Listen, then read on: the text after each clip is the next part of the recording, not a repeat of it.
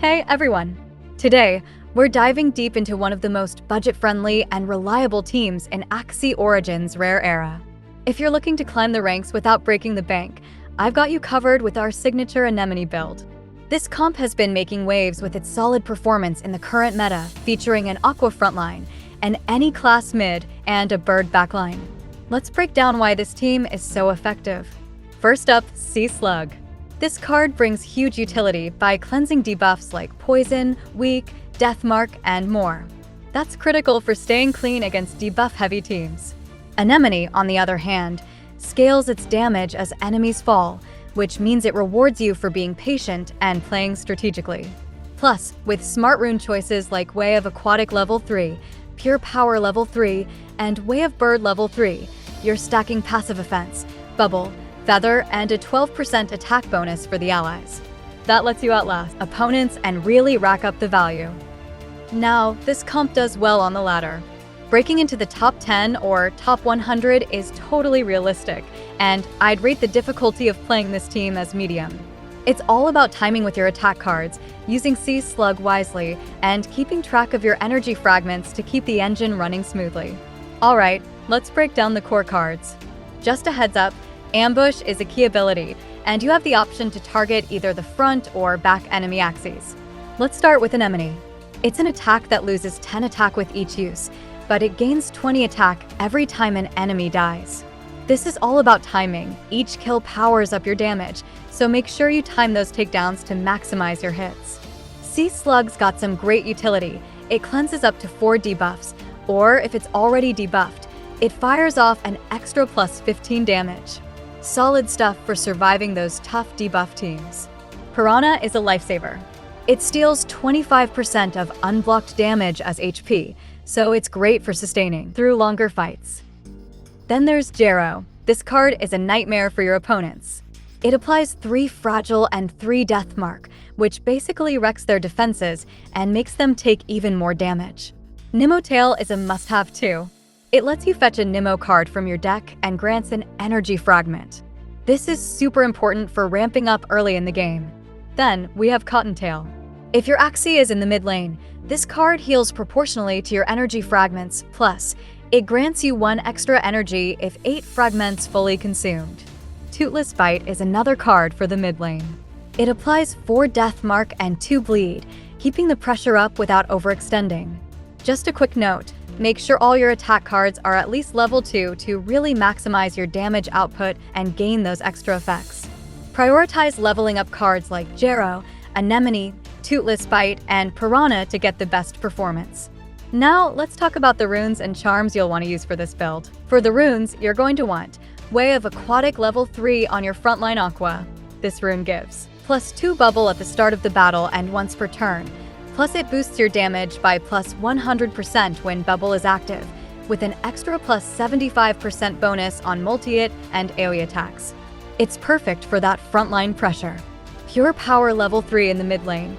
This is a neutral rune, meaning any Axie can equip it.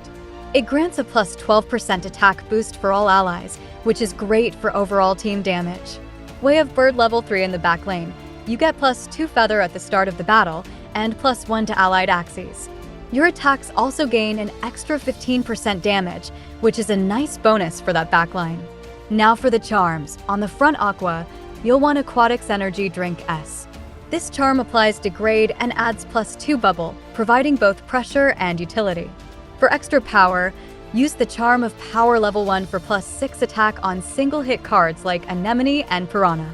For your mid lane, go with Black Sage, which dispels buffs from single targets. It's great for soft, countering meta buffs. Papa Bear also shines here, as it shields the lowest HP ally for 20% of damage dealt in odd rounds, and adds plus 15% damage in even rounds. Plus, White Sage for cleaning up debuffs, critical against debuff-heavy decks. And finally, on the back bird, multiple charm of Power level 1 for consistent single-hit damage. Also, Energy Drink S for more bubble and degrade effects, plus Papa Bear again for round-based survivability or power boost. Alright, now let's talk strategy. This Anemone team is all about aggressive plays and quick bursts. Your goal is to take control of the fight early on. Focus on using Anemone's attacks to secure kills fast. Each kill boosts your damage, so chain those heavy hits to overwhelm your opponent. Sea Slug is your safety net. Keep it ready to cleanse debuffs and burst enemies when the timing is right. Nemo Tail helps you cycle cards and build up energy fragments. These fragments fuel your heals with Cottontail, so you can sustain while staying aggressive. Piranha steals health, which is key for keeping pressure on and staying alive. And Jero, with its Fragile and Death Mark debuffs, really helps set up your combos. The runes and charms we've discussed boost your damage and survivability. Way of Aquatic, Pure Power, and Way of Bird all contribute to that. Ultimately, it's all about smart, aggressive card play, timing your attacks with Anemone, Sea Slug, Toothless Bite, Piranha, Jero, and Cottontail. Keep that pressure relentless. So, who does this team fare well against? It's strong against poison or debuff teams, control-heavy squads that can't handle high damage, and mid-range builds with low burst potential. Where it struggles, hyper-aggressive comps with AoE or backline pressure can be a problem. Now, let's talk cost. This build is actually pretty affordable for the rare era. If your Axies have fewer than one evolution part each, you're looking at around $7 to $14 per Axie. If they've got more than 2 evolution parts, it'll rise to about $20 to $30 each. So, all in all, expect to spend between $40 and $80 total for the full team. Check the current market prices through the link guide included below. Just keep in mind they can fluctuate based on demand and Axie part evolution. Alright, let's wrap up with a quick gameplay breakdown. Watch how I strategically utilize each Axie's attack cards to control the flow of the match. I'll start by using Anemone to chip away at the enemy, scaling up damage as enemies fall. Piranha will keep the pressure on while stealing health to sustain my team. But the real power comes from Jero and Toothless Bite. Jero applies Fragile and Death Mark, significantly lowering the enemy's defenses and making them take more damage. This sets up big plays for Toothless Bite, which applies Death Mark and Bleed, adding even more pressure. While I cycle through energy with Cottontail and build fragments, Jero and Toothless Bite create openings for powerful combos.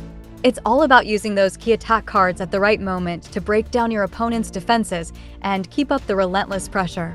You'll see how this comp just outpaces the opponent with sheer value. It's all about the decision-making, timing, managing fragments, and making those smart plays. It's not just about hitting hard, it's about hitting right. That's it for today's episode. The Anemone team, simple, budget-friendly, and perfectly tuned for rare era play. If you want breakdowns of other comps or need advice on meta counters, let me know in the comments. Don't forget to like, subscribe, and hit the bell for more content.